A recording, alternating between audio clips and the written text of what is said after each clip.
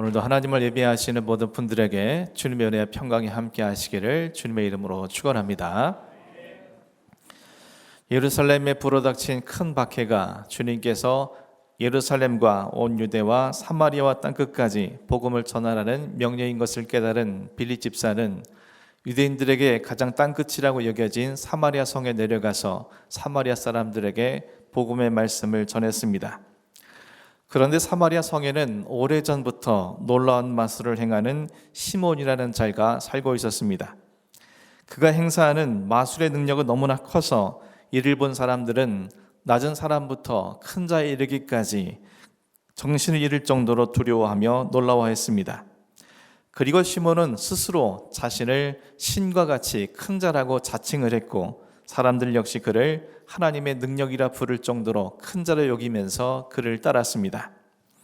하지만 빌립 집사가 전하는 하나님의 나라와 예수 그리스도에 대한 복음을 듣게 된 사마리아 사람들은 이것을 믿고 세례를 받기까지 하였습니다. 이제 사마리아 사람들은 마술사 시몬을 따르는 것이 아니라 예수 그리스도를 따르는 그런 사람들이 된 것이었습니다. 그런데 놀라운 것은 하루아침에 자신을 따르던 사람들로부터 배신을 당했고 그래서 이 모든 것을 촉발시킨 빌립 집사가 너무나도 미워했을 마술사 시몬도 빌립 집사가 전하는 복음을 믿고 세례를 받게 되었다는 것입니다. 뿐만 아니라 마술사 시몬은 빌립 집사의 뒤를 집착하듯 집요하게 가는 곳이 어디든 전심으로 따라다녔습니다. 하지만 이는 빌립 집사가 전하는 복음의 말씀을 더 깊이 이해하고 그 진리를 깨닫기 위함이 아니며 예수 그리스도를 인격적으로 만나기 위함이 아니었습니다. 오직 빌립 집사가 행하는 표적과 큰 능력을 그가 보기 위함이었으며 그 역시도 자신이 그러한 능력을 갖기 위함이었습니다. 이어진 오늘 본문 14절 말씀이 이렇게 증언을 하고 있습니다. 예루살렘에 있는 사도들이 사마리아도 하나님의 말씀을 받았다 함을 듣고 베드로와 요한을 보내매. 사마리아 사람들에게 하나님의 말씀 곧 복음이 전해지고 그들이 복음을 받아들였다는 소식이 예루살렘에 있는 사도들에게도 전해지게 되었습니다. 지금껏 사도들조차도 복음은 오직 유대인에게만 허락된 것이라 여겼기에 이와 같은 것이 사실인지 아닌지 그 여부를 확인하기 위하여 베드로와 요한을 사마리아 성에 보내었습니다. 오늘 보면 15절 16절이 또 이렇게 기록합니다. 그들이 내려가서 그들을 위하여 성령 받기를 기도하니 이는 아직 한 사람에게도 성령 내리신 일이 없고 오직 주 예수의 이름으로 세례만 받을 뿐이더라. 사마리아 성에 도착한 베드로와 요한은 정말 소문대로 사마리아 사람에게도 복음이 전해지게 되었고 그들이 복음을 받아들였다는 사실을 확인하게 되었습니다. 하지만 사마리아 사람 중에는 한 사람에게도 성령이 내리시지 않았으며 오직 주 예수의 이름으로 세례만 받을 뿐이라고 그들은 알게 되었습니다. 이에 그들은 사마리아 사람들에게도 성령이 임하여 주시기를 간절히 기도하게 되었습니다. 그런데 먼저 우린 여기서 한 가지 의구심을 갖게 됩니다. 사마리아 사람들이 예수 그리스도를 믿고 세례를 받았음에도 불구하고 왜 그들에게 성령님께서 임하시지 않았냐는 것입니다. 이에 대해서는 성경학자들의 다양한 해석이 있습니다. 하지만 거기에는 크게 두 가지로 함축할 수 있습니다. 먼저는 그 이유를 사마리아 사람들에게서 찾는 것입니다. 오순절 성령 강림 사건을 경험한 베드로는 유대인들과 예루살렘 사람들에게 담대하게 복음을 증언했습니다. 베드로가 증언하는 복음을 다 듣고 난 이후에 사람들은 사도들에게 형제들아 우리가 어찌할 거라며 탄식하며 물었습니다. 그런 그들에게 베드로는 이렇게 답변을 했습니다. 사도행전 2장 38절 말씀입니다. 베드로가 이르되 너희가 회개하여 각각 예수 그리스도의 이름으로 세례를 받고 죄 사함을 받으라. 그리하면 성령의 선물을 받으리니. 베드로는 그들에게 회개하여 예수 그리스도의 이름으로 각각 세례를 받고 죄 사함을 받으면 성령의 선물을 받게 될 것이라고 이야기해 주었습니다. 즉 성령님의 임재하심을 경험하기 위해서는 반드시 회개와 세례와 죄 사함이 있어야 한다는 뜻입니다. 사마리아 성 사람들은 빌립 집사가 전하는 복음의 말씀을 믿었습니다. 그리고 세례도 받았습니다. 하지만 아직 그들에게는 회개와 죄사함의 역사는 나타나지 않았습니다. 이와 같은 사실은 마술사 시몬을 통해서 확인하게 됩니다. 그도 예수님을 믿고 세례를 받았습니다. 하지만 그는 여전히 과거 마술사로서의 삶을 청산하지는 못했습니다. 그래서 그는 빌립 집사가 행하는 표적과 큰 능력에 더 큰 관심을 가졌고, 오늘 본문 이후에는 마술사로서 더 큰 능력을 갖기 위하여 사도들에게 돈을 주며 자신에게도 사람들에게 안수를 하면 성령을 받게 하는 큰 권능을 달라고 요청했습니다. 마술사란 사람들을 교묘하게 속이는 기술자입니다. 마술사 중에서도 뛰어난 마술사였던 시몬은 자기 마술을 필요한 기술이나 도구가 있다면 아무리 많은 돈을 지불해서라도 사들이는 그런 사람이었습니다. 그래서 사도들이 안수함으로 성령님께서 그들에게 임하는 것을 보게 되었을 때 그 즉시 그 능력마저도 돈으로 사려고 했던 것입니다. 가장 결정적인 순간에, 가장 중요한 순간에 옛 성품과 옛 습관과 옛 사고방식과 옛 삶의 태도가 자연스럽게 드러나게 된 것입니다. 그가 외적으로는 세례받은 그리스도인인 줄 모르지만 내적으로는 여전히 마술사의 심성을 그대로 지니고 있는 그런 사람이었던 것입니다. 즉 그는 회개가 이루어지지 않은 겉모습만 그리스도인이었던 것입니다. 회개와 죄사함이 없는 겉모습만 세례 교인에게는 성령님께서 임하실 리 없고, 사마리아 사람들에게 아직까지 성령께서 임하시지 않은 이유 같은 것이었을 것입니다. 또 다른 이유를 우리는 사도들에게서 찾을 수 있습니다. 예수님께서는 분명히 그들에게 예루살렘과 온 유대와 사마리아 땅 끝까지 복음을 증언하라고 명령하셨습니다. 그럼에도 불구하고 사도들은 그 예수님의 명령을 잊어버린 채 여전히 예루살렘에 머물러 있습니다. 주님께서는 스데반의 순교로 촉발된 큰 박해를 통해서 그들이 예루살렘을 넘어 세상에 흩어질 수 있도록 역사하셨습니다. 하지만 빌립 집사와는 달리 사도들은 예루살렘을 머물며 지키는 것이 가장 큰 믿음인 양, 그것이 가장 중요한 사명인 양, 그들은 그것을 떠나지 않고 여전히 지키고 있었습니다. 결국 빌립 집사를 통해서 사마리아 땅에도 복음이 증거되게 되었고, 이를 통해서 사마리아 사람들도 구원의 대열에 이르게 된 것을 알게 했습니다. 그리고 주님의 섭리하심 속에 베드로와 요한을 사마리아 성에 보내시고 그 두 사도로 하여금 사마리아인들에게 허락된 복음이 복음됐다는 것을 알게 하셨습니다. 베드로와 요한은 예수님께서 사마리아 여자와 이야기를 나눌 때 이것을 이상히 여겼던 사람들이었습니다. 특히 요한과 그의 형제 야고보는 예수님을 영접하지 않는 사마리아의 한 마을에 불을 내리셔서 멸망시켜 달라고 할 정도였습니다. 그러나 주님은 베드로 요한으로 하여금 사마리아 사람들에게 성령을 내려주시기를 간절히 기도하게 하셨습니다. 그리고 사마리아 한 사람 한 사람에게 직접 안수를 할 때 성령께서 그들에게 임해 주시는 것을 두 눈으로 확인할 수 있도록 역사하셨습니다. 오늘 보면 17절에 또 이렇게 증언합니다. 이에 두 사도가 그들에게 안수함에 성령을 받는지라. 주님께서는 베드로 요한이 사마리아 사람들에게 안수를 할 때 사마리아 사람들에게도 성령께서 강림하신다는 사실을, 사마리아 사람들도 하나님께서 선택하신 당신의 자녀라는 사실을 그들로 하여금 분명하게 깨닫게 하셨습니다. 따라서 사마리아 사람들이 예수 그리스도를 믿고 세례를 받았음에도 불구하고 성령께서 임하시지 않은 이유는 사도들로 하여금 이 모든 사실들을 온전히 깨닫고 사마리아를 넘어 세상의 땅끝인 이방인들을 향해 나아갈 수 있도록 그들에게 섭리하신 결과였던 것입니다. 사랑하는 성도 여러분, 사마리아 사람들이 예수를 믿고 세례를 받았음에도 불구하고 성령께서 임하시지 않은 이유에 대해 다양한 해석이 있고, 이 두 가지 사실로 확인해 보았지만 어느 것이 진실인지는 우리로서는 알 길이 없습니다. 하지만 우리는 이 두 가지 이유 모두를 우리의 신앙을 바로 세우기 위한 계기로 삼을 수 있어야 할 것입니다.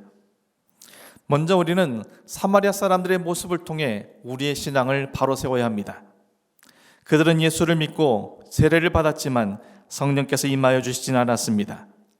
세례라는 것은 예수 그리스도 안에서 옛사람이 죽고 예수 그리스도 안에서 새 생명을 얻어 예수 그리스도 안에서 새로운 인생을 살아가는 것을 의미하는 예식입니다. 다시 말해 이전과는 다른 전혀 새로운 삶을 시작하는 출발점이 바로 세례인 것입니다.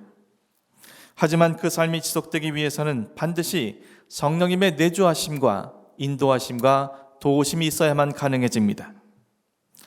베드로, 요한은 그들이 죄와 사망을 향해 달려가던 발걸음을 멈추고 그들이 뒤돌아서서 세례를 받음으로 그들이 온전한 신앙 위에 서게 된 것을 보았습니다. 하지만 그 삶이 지속되기 위해서는 반드시 성령께서 임해 주셔야 하기에 그들을 위해 간절히 기도하고 안수를 한 것이었습니다. 그리고 사마리아 사람들에게도 성령께서 임하여 주신 겁니다.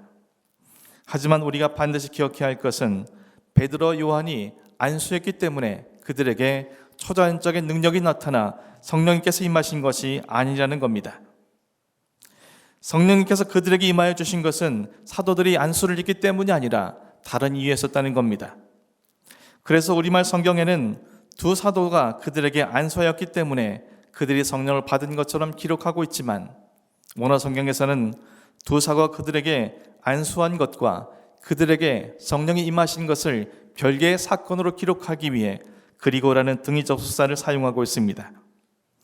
영어 성경에서도 두 문장 사이에 그리고라는 접속사로 이용하므로 사마리아 사람들이 성령을 받은 것과 안수와는 직접 연관이 없으며 이는 단지 사도들의 기도의 결과이자 하나님의 정하신 때가 되었기 때문에 성령께서 임하신 것이라는 사실을 분명히 하고 있습니다.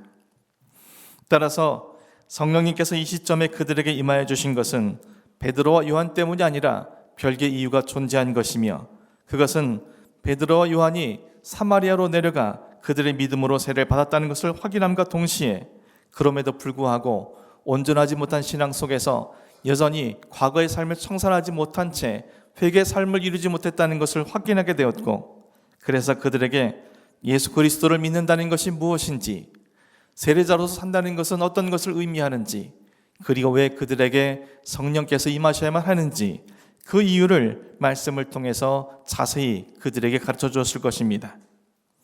그를 통해서 그들은 왜 자신들이 믿음과 세례에 합당한 삶을 살아야 하는지 그 이유를 깊이 깨닫게 되었을 것이고 그러한 삶을 살고자 그들은 결단하였을 것이고 성령님에 대한 갈급한 심령들이 그들 안에 존재했을 겁니다. 그래서 하나님께서는 영적으로 준비된 그들에게 성령님께서 임하실 수 있도록 허락해 주셨고 그들은 비로소 참된 그리스도인의 삶을 시작할 수 있게 된 것이었습니다. 사랑하는 성도 여러분, 우리의 신앙이 믿고 세례를 받아서 죄와 사망으로 달려가던 우리의 발걸음을 멈추고 뒤돌아선 것에서 멈춰서는 결코 안 될 것입니다.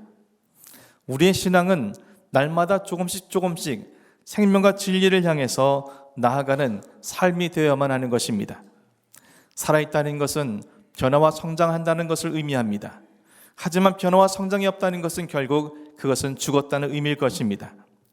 우리의 신앙이 살아있는 신앙, 생명력인 신앙이라는 것은 결국 날마다 믿음의 진보를 이루어야 하는 것이며 이를 위해서는 반드시 성령님께서 우리에게 내주하셔야만 가능한 것입니다. 이를 위해서는 사마리아 성도들이 그랬던 것처럼 말씀 안에서 믿음으로 산다는 것이 무엇인지 세례자인 우리가 어떤 삶을 추구해야 할 것인지 그리고 성령님의 임재하심 속에 성화의 삶을 살기를 소망하고 결단하는 영적인 준비가 되어져야 할 것입니다.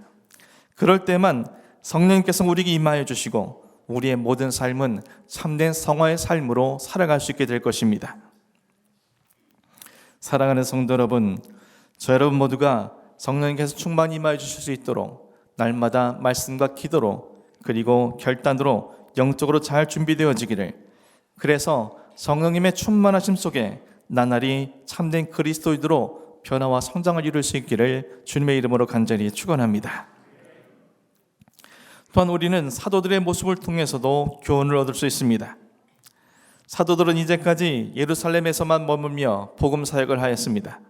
하지만 빌립 집사를 통해서 복음은 유대인들의 전유물이 아니라 사마리아 사람들에게도 허락되었다는 사실을 확인하게 되었고 또 성령님께서도 그들의 강림하여 주심을 확인하게 되었습니다. 그렇다면 사마리아에서 이 특별한 성령의 경험을 하고 난 이후에 그들의 삶은 사마리아를 발판 삼아 이제는 세상의 땅끝을 향해 나아가 이방인들에게도 그들은 나아갔어야만 할 것입니다.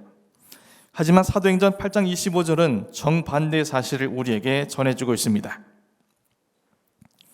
두 사도가 주의 말씀을 증언하여 말한 후 예루살렘으로 돌아갈새 사마리아 이내 여러 마을에서 복음을 전하니라. 두 사도는 사마리아에서 다시 예루살렘으로 되돌아갔습니다. 그들이 한 것이라고는 예루살렘으로 되돌아가는 길에 있는 사마리아인들의 여러 마을에서 단지 복음을 전하는 것뿐이었습니다. 사마리아에서의 성령님의 특별한 역사로 인해 사마리아 사람들에게 복음을 전하는 것에는 더 이상 거부감이 없었지만 거기까지만이었습니다. 그 경험을 발판으로 이방인을 향해 나아간다는 생각을 그들은 전혀 하지 못했던 겁니다.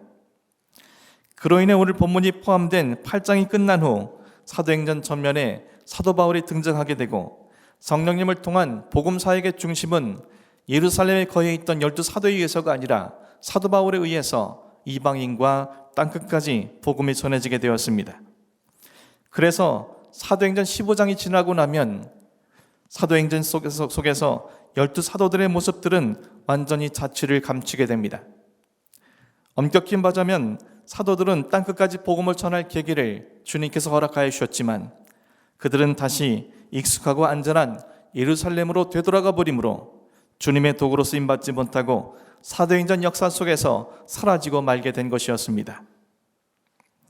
사랑하는 성도 여러분, 주님께서는 우리에게 한 걸음 더 나아가 믿음의 영역과 복음의 영역을 확장할 수 있도록 다양한 일들을 계획하시고 섭리하시고 우리의 삶의 계기를 만들어가고 계십니다. 그러므로 우리는 그러한 주님의 뜻과 섭리를 깊이 깨닫고 순종함으로 주님의 뜻과 명령에 향해 믿음의 발걸음을 내딛는 용기를 낼 수 있어야 합니다. 그럴 때만 우리는 성령님의 역사를 이 땅에 일고 가는 사도행정적 삶을 실현하는 복음의 주역으로 살아갈 수 있게 되는 것입니다. 그러나 우리가 그러한 주님의 뜻도 헤아리지 아니하고 그런 주님의 뜻에 아랑곳하지 않은 채 살아간다 한다면, 또는 그 뜻을 헤아리고 알고도 인간적인 생각으로 다시 제자리로 돌아가 버리고 만다면 우린 어느샌가 사도들처럼 주님의 역사에서 소리 없이 사라지는 존재가 되어버리고 말게 될 것입니다. 사랑하는 성도 여러분, 요즘 주님께서는 여러분에게 어떤 일을 일어나게 하셨고 여러분들에게 무엇을 보게 하셨습니까? 여러분에게 무엇을 깨닫게 하시고 또 어떤 말씀을 하고 계십니까? 저 여러분께서 주님께서 내게 이루신 일들을 통해 깨닫고 알고 말씀하신 것을 순종함으로 복음의 주역으로 살아갈 수 있는 복된 자가 되기를 주님의 이름으로 간절히 축원합니다. 이제껏 결단했다가도 다시금 현실의 벽에 부딪혀서 제자리로 돌아갔던 과거의 모습을 답습하지 아니하고 이제는 주님이 명하신 곳을 향해 용기 있게 믿음의 발걸음을 내딛어 믿음의 진보를 이룰 수 있는 참 믿음의 사람이 되기를 주님의 이름으로 간절히 축원합니다. 그리하여 우리의 모든 삶이 사도행전의 후속편이 되어지고 여러분의 모든 삶이 예수 그리스도를 위한 복음의 주역으로 날마다 살아갈 수 있기를 주님의 이름으로 간절히 축원합니다. 기도하겠습니다.